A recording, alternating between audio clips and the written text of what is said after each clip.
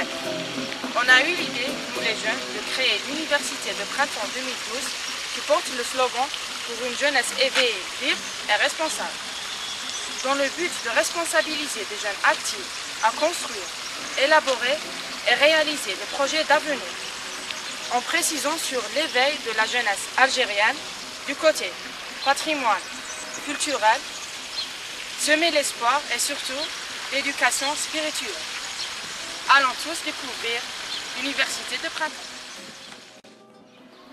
Bien, donc là, le premier contact de cette formation qui a été réalisée ici à Debdaba, c'est un contact vraiment extraordinaire, dans la mesure où les jeunes qui étaient présents et qui ont assisté à la formation, vraiment, et pour un formateur, c'est quelque chose de très encourageant et de vraiment, j'allais dire, rafraîchissant.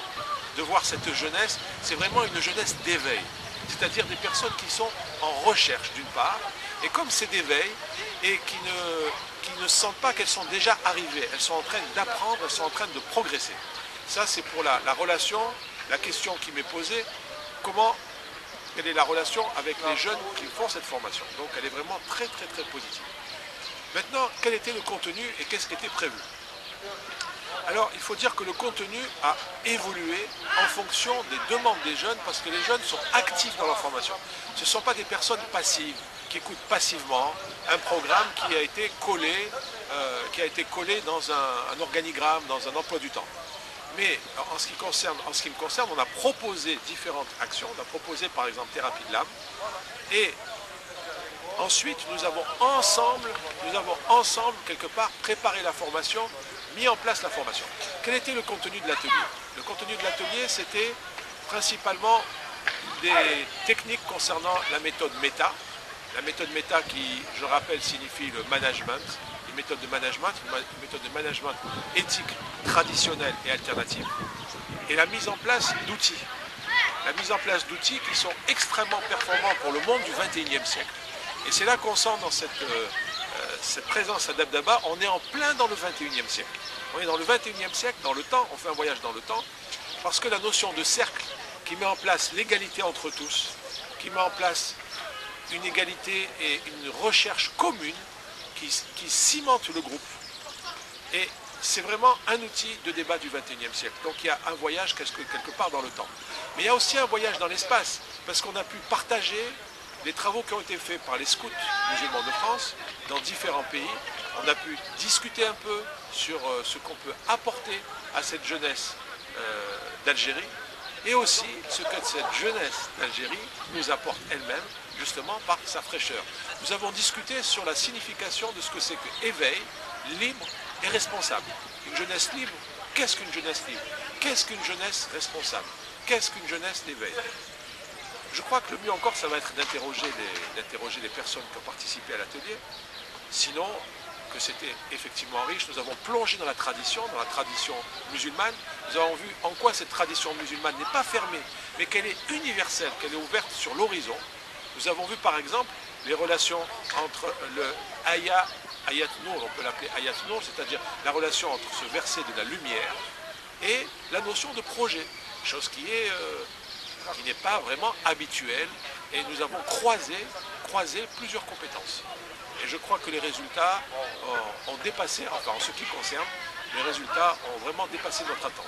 Et c'est vraiment fabuleux ce qui a été obtenu, et j'espère que ça va pouvoir être approfondi, ça va pouvoir être mis en place, et que ça va porter encore davantage de fruits. Avant de présenter l'atelier de l'Ijtihad, la première chose que j'ai fait, c'est le climat d'adab. Parce que les jeunes, il y a quelques jours, ils ont c'est surtout le chose qui marque le plus, c'est l'adab. C'est avec la curiosité intellectuelle. C'est avec l'ihtiram. L'ihtiram ici-bas, l'ihtiram ba'd et surtout que ils arrivent ba'd à garder des dames. Même qu'ils devaient يتكلموا madame, entre eux وحدهم يجوا يعاودوا يتعاودوا هذاك النظام تاعهم يعاودوا يصيبوا. هذه الحاجه كي مارك ادب. Ce qui est maintenant l'atelier de la jurisprudence, l'ijtihad, on a essayé là de faire une rétrospective historique لمحة تاريخية حول تطور الفقه الإسلامي ولا الاجتهاد الإسلامي من زمن الرسول صلى الله عليه وسلم إلى عهد الخلفاء الراشدين إلى المدارس إلى ما يسمى بغرفة الاجتهاد إلى محاولات الإصلاح باش وصلنا حتى محاولات الإصلاح في العصر المعاصر. الفكرة الأساسية اللي يدور عليها لافيمي تاعنا سي دو مونطري يبين كيف كان الاجتهاد في الأمة الإسلامية، كيف الرسول صلى الله عليه وسلم والصحابة تاعو كانوا يرغبوا في الاجتهاد، كيف الفقهاء الأوائل اجتهدوا برأيهم، كيف فسروا النصوص، كيف مكنوا الشريعة الإسلامية باش تتبع تطور تاع العصر، ولكن رغبة بالاجتهاد كيف هربها. معناه بما أن الأوائل اجتهدوا وتمكنوا من الاجتهاد، علاه اللي يجيو من بعد؟ هذه البروبليماتيك تاعنا تاع الراشدين اللي حبينا نوصلها، علاه اللي يجيو من بعد اليوم ما ينجموش يجتهدوا؟ إذا جاو تاعنا توصلوا للنتيجة كما أن الأول اجتهدوا، كما ظهرت محاولات تجديد في مختلف العصور الزمن العقلية، ينجم اليوم تكون إن شاء الله محاولات أخرى تاع الاجتهاد، تاع فتح الباب تاع الاجتهاد الذي يقال فيه أنه مغلق. وهذا يكفينا كأن كما عندنا الحمد لله دي جون كي كخوا ويعتقدوا بأن الاجتهاد ينجم يكون، وبأن الفقه الإسلامي بو صدقتي، بأن الفقه الإسلامي ماهوش كما يقولوا قديم، ماهوش ديمون، مي بو صدقتي ينجم يتبع الحياة. هذا الحمد لله فيها بركة، وإن شاء الله نقدر نولى في هذه القضية كفاية. Bonjour, salam alaikum. Donc je m'appelle Houssine Sebdouqé. Donc j'ai été invité donc par la jeunesse d'éveil de Jannat al-Arif par mon expérience en tant que chef de projet, formateur, pour pouvoir les accompagner sur un projet d'envergure nationale ici en Algérie, sur la caravane de l'espoir. Donc je suis extrêmement heureux d'être ici et honoré de m'avoir invité à cette session, ce séminaire de formation qui regroupe trois ateliers. Et ma partie est donc de pouvoir, avec ces jeunes, de pouvoir formaliser leur vision par rapport à ce projet, définir les objectifs, les étapes, et en même temps aussi définir aussi tout le mode opératoire, comment ce projet a été voulu, choisi, comment il sera préparé, réalisé, comment il sera évalué, comment il sera célébré. Et donc j'avoue que j'ai trouvé un groupe de jeunes extrêmement intéressés, motivés, et vraiment une vraie volonté de changer, de vouloir changer les choses et de porter cette espérance au plus haut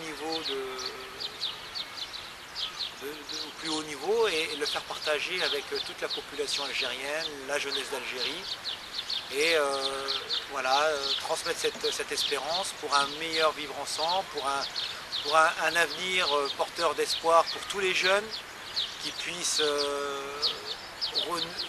se réconcilier avec le pays, avec la terre, avec ses valeurs, sa tradition, sa spiritualité, et prendre vraiment espoir sur l'avenir et pouvoir, pourquoi pas, et on va essayer aussi d'apporter aussi des solutions par rapport à l'environnement.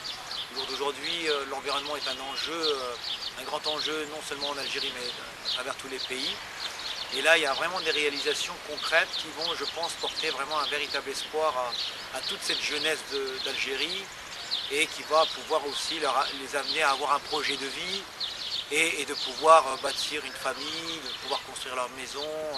Voilà, en tout cas, je suis extrêmement heureux de pouvoir participer, à contribuer à cette étape décisive et peut-être pourquoi pas un tournant pour ce beau pays et pour toute la population.